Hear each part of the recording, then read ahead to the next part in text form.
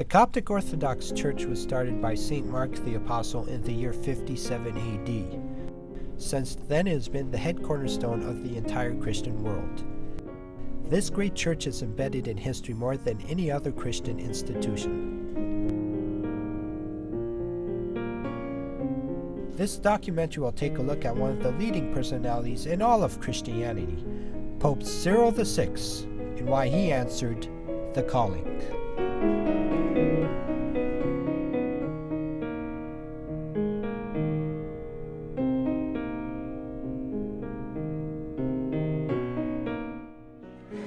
But meantime, balancing and juggling all the aspects of life that keeps pulling us in all directions.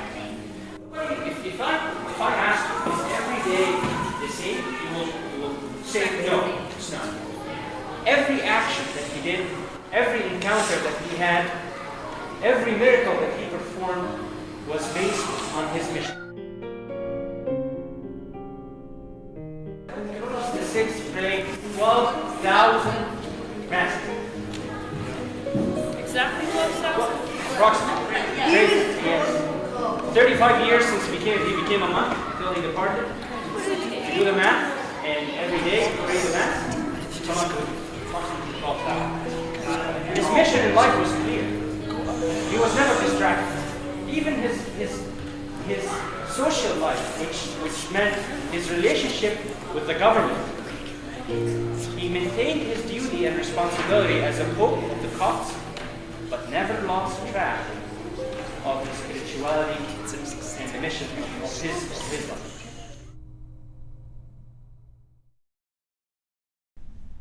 Azur Ata was born on August 3, 1902 in a city in Egypt called Damanhur.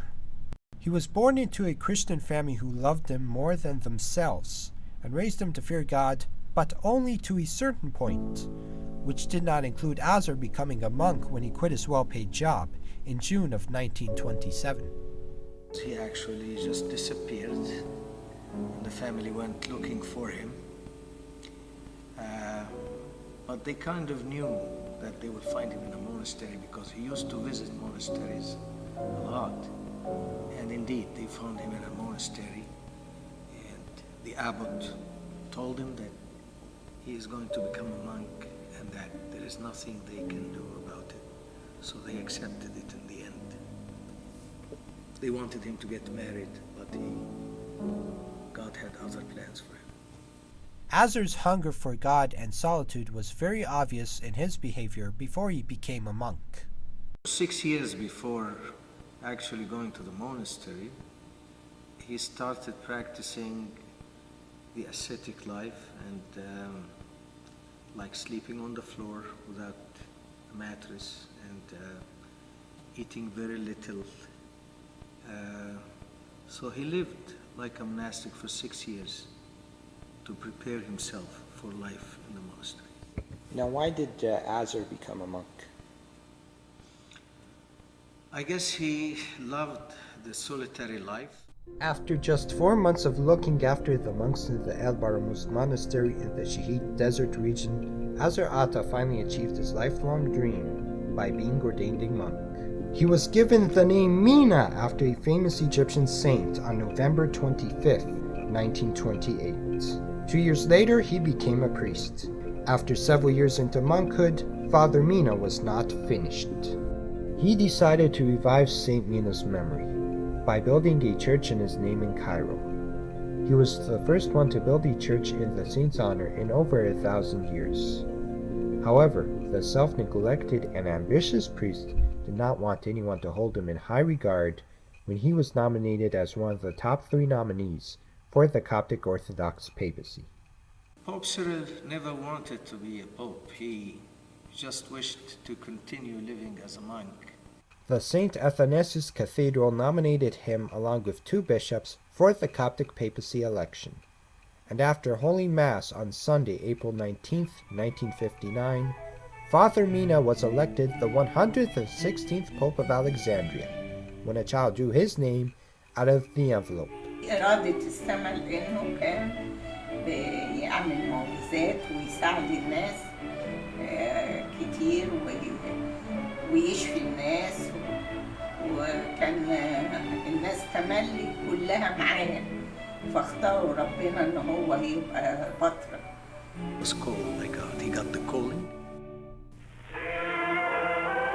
احتفل بالكنيسة المرقسية بالقاهرة برسامة غبطة الأنبا كيرلس السادس بابا الإسكندرية وبطريرك الكرازة المرقسية في احتفال كبير اشترك فيه نحو 100 من رجال الإكليروس، منهم جميع المطارنة والأساقفة.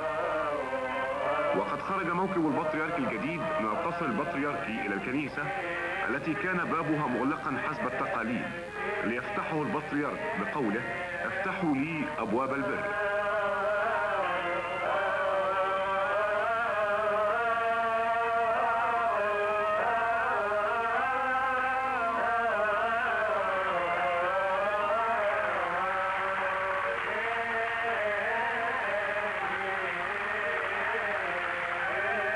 ودخل غبطته الكنيسة في موكبه الحافل بين تراتيل الفرح، ووقف البطريرك أمام الهيكل، وخرج المطارنة والأساقفة لرسامته، وتلا مطران الجيزة التزكية وسلمها لغبطته. وقد شهد الحفل السيد عباس رضوان وزير الداخلية نائبا عن الرئيس جمال عبد الناصر.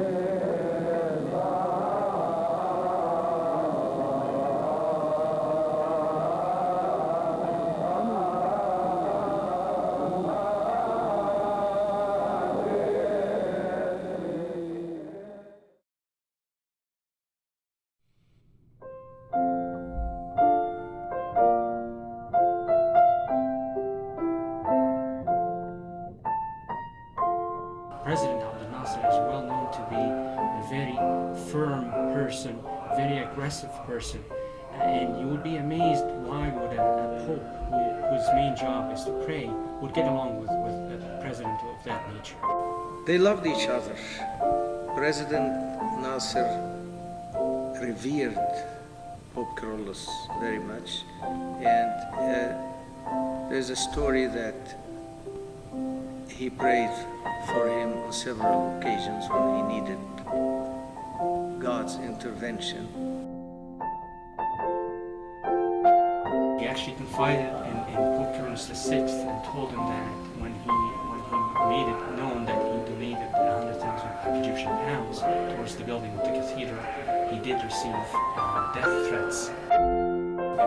And the Pope also thought that President Gamal Abdel Nasser was doing everything that he could in order to improve the lot of the Egyptian people at that time.